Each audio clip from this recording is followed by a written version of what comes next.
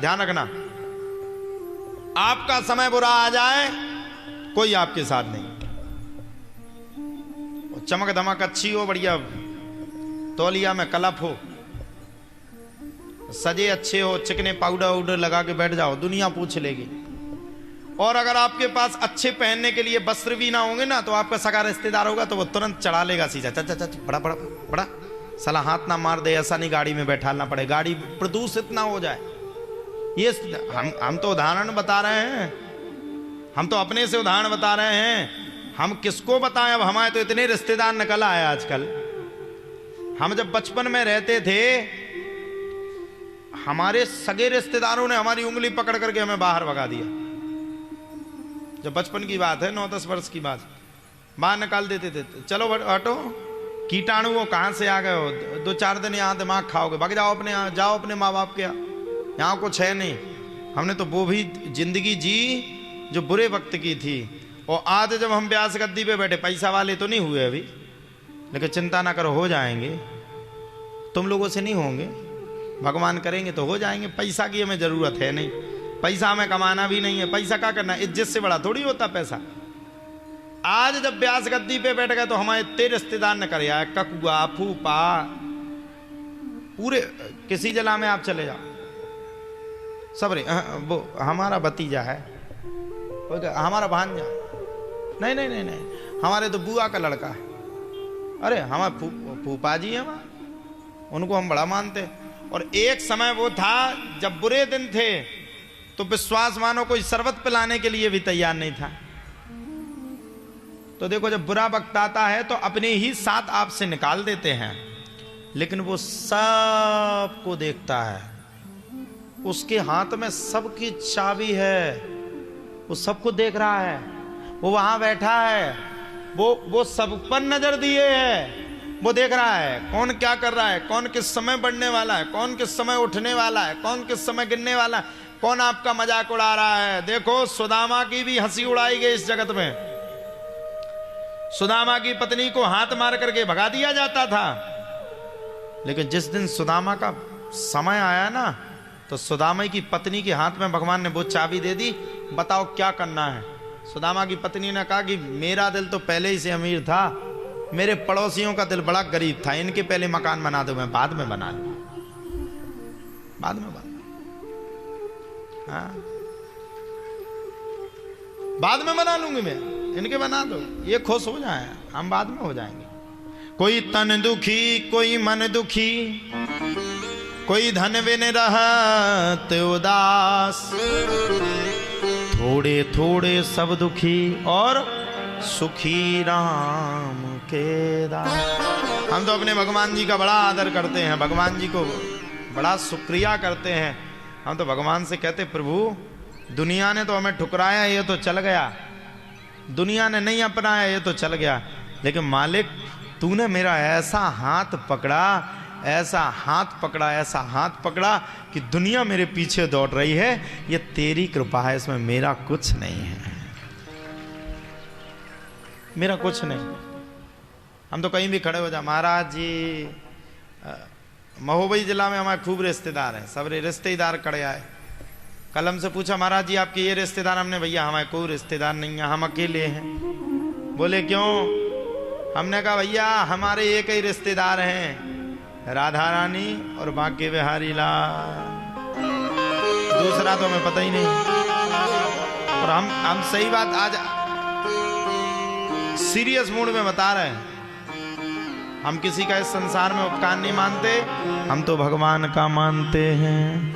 मेरी जिंदगी ही बदल दी तुमने, क्या जरा सा मैंने तेरा नाम लिया। दुनिया मेहरबान हो ना हो चल जाएगा, ये तो दुनिया है, आज आती है कल चली जाती है, आज आपके पास है कल दूसरों के पास है। दुनिया मेहरबान हो ना हो ये चल जाएगा, लेकिन जब वो मेहरबान होता है ना, तो दुनिया तो अपने आप लाइन लगा करके खड़ी हो जाती है इसलिए मैं आप सबको बारंबार समझाता हूं, दुनिया और संसार को छोड़ दो, बस भगवान के चरणों में नतमस्तक हो जाओ। बस यही कह दो, आज से तू मेरा मैं तेरा, तू मेरा मैं तेरा, और कोई है ही नहीं, मैं जानता ही नहीं किसी को। मैं तो भैया एक ही सिद्धांत बनाए हूं, तू मेरा मैं तेरा।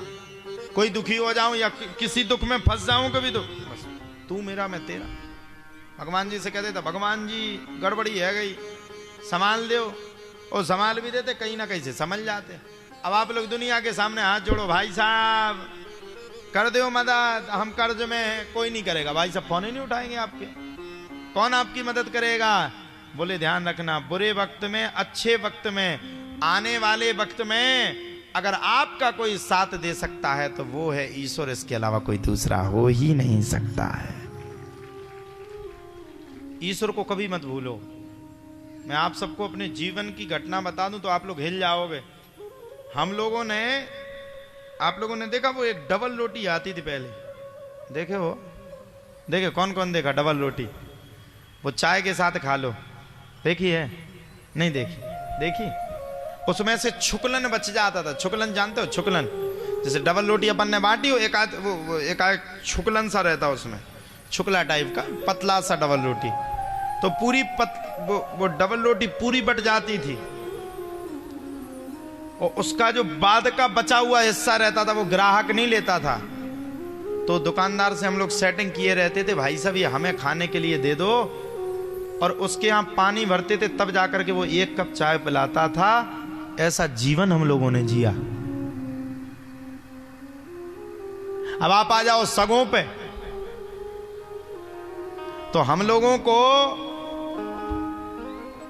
सीरियस बात बता दें तो शादी में जो बड़े बड़े आदमियों की शादी होती ना, आप लोगों ने देखी है? वो गार्डन में होती, देखी कि नहीं? किस किस ने देखी? वो शादियां होती गार्डनों में, अच्छे अच्छे बड़े बड़े गार्डनों में होती। तो हमें या हमारे परिवार को महाराज जी कभी शादियों का निमंत्रण नहीं दिया जाता था। क्यों नहीं दिया जाता? पूछो, पूछो ना। इसलिए नहीं दिया जाता था क्योंकि हम लोग वीवीआईपी नहीं थे, पहनने के लिए कपड़ा अच्छे नहीं थे, और सभी लोग कहते थे अगर इनको बुलाएंगे तो इंसल्ट हो जाएगी शादी में। बुलाया नहीं जाता था शादियों में, आमंत्रित नहीं किया जाता था, आमंत्रण देने के लिए मना कर दिया जाता था, कोई सम्मान नहीं देता था। अरे वो दिन तो छोड़ो, अब जीवन के क्या दिन आपको बता दें। हम लोगों के पास तो खुद के कपड़े लेने के लिए पैसा नहीं रहते थे। हम लोगों ने भी दुनिया के सामने खूब हाथ जोड़े, संसार को खूब अपना बनाया। हमारे पिताजी की जीवनी, अब देखो, एक मुख्यतर परिवार में से महाराज जी, एक छोटे से परिवार का व्यक्ति उतना ही कर सकता है जितना हो सकता है। पिताजी खेती करते थे, घर में गाय का दूध होता था, माताजी बेच करके हम लोगों का जीवन का भरण पोषण करती थी। और इस बात को लेकर के हम लोगों को अपमानित किया जाता था कि किसान का बेटा किसान ही रहेगा। लेकिन शायद जो अपमानित करते थे वो ये भूल गए कि किसान का बेटा या चाय बेचने वाला इस देश का प्रधानमंत्री भी बन सकता है, इसमें कोई संशय नहीं। मंत्री का बेटा कभी मंत्री नहीं बन सकता, प्रधानमंत्री का बेटा कभी प्रधानमंत्री नहीं बन सकता है। अब हम यहां व्यास गद्दी से कहें तो कल फिर न्यूज पे हमें चलने लगेंगे। प्रधानमंत्री का बेटा कभी प्रधानमंत्री नहीं बन सकता। पूछो क्यों नहीं बन सकता? क्योंकि उसको अनुभव नहीं है। वो काजू किशमिश में सोने की चम्मच में पैदा हुआ, उसको सोने की चम्मच का अंदाज है, उसको एसी का अंदाज है, उसको अंदर रहने का अंदाज है, उसको करोड़ों रुपए में बैठने का अंदाज है। वो मेहनत नहीं कर सकता, वो बाहर निकल करके पसीना नहीं बहा सकता है। क्यों नहीं बहा सकता? क्योंकि एसी की आदत है, उसको हैबिट ही नहीं, बाहर निकलना ही नहीं है, करना ही नहीं है उसको काम। बोले मेहनत करने वालों की कभी हार नहीं होती है। पाता कौन है इस संसार में? बड़ा कौन बन पाता है?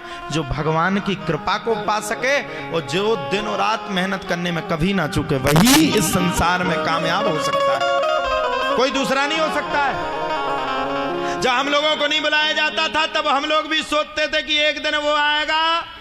मैं सोचता था, हम दो भाई हैं, एक बहन है, हमारी बहन की स्वयं शादी में हमारे अपनों ने हमें पैसा नहीं दिया था, हमारे पिताजी ने जमीन पे कर्ज निकाल करके यहां वहां से पैसा मंगा करके अपनी बहन का ब्याह किया था हम लोगों ने। और सुनो, वहीं की स्थिति तो मैं बता देता हूं, सुन लो, वहीं की स्थिति तुम सबको बता देता हूं, और ज्यादा तो नहीं कहूंगा, बहुत सीरियस बात आपको बताऊंगा। बहन की शादी करने की तो ठीक है, हमारी खुद की शादी में हमारे पास व्यवस्था नहीं थी, लेकिन हमारी भी शादी हो गई, हमारे भाई की भी हो गई, हमारी बहन की भी हो गई। जो हमें बुलाते नहीं थे, आज वो कहते भैया एक फोटो खिंचवा लो, हम आपके साथ फोटो खिंचवा लेंगे तो हमारा भी नाम हो जाएगा। आज वो कहते हैं, हम उन लोगों से थोड़ा दूर ही रहते हैं। क्यों रहते हैं? हम कहते हैं अब पता नहीं तुम कब तक हमारे साथ हो, जो दिन तुम्हें डर लग जाएगा तुम सरक जाओ। क्यों विधायक जी, सही कहा कि नहीं?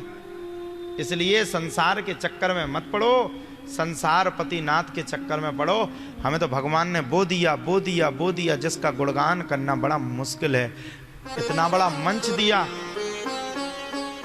इतने बड़े मंच पे बैठाने की औकात दी, हमें सुनने के लिए सब जन बैठे।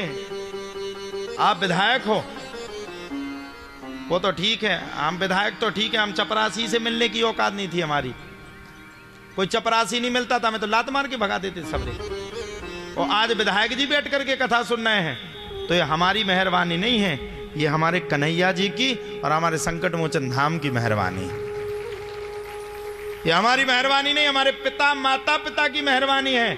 हम फिर कहना चाहेंगे, हमारे मन में निश्चय था, हम कहते थे अपने गांव में कि एक दिन हम वो कथा करेंगे, दुनिया देखेगी, तो सब लोग हमारी हंसी उड़ाते थे। ले, पहनने के लिए तो नहीं है शर्ट, जी भागवत करने के लिए चल पड़े। हम कहते थे नहीं नहीं दिन आएगा, वो नहीं दिन आएगा।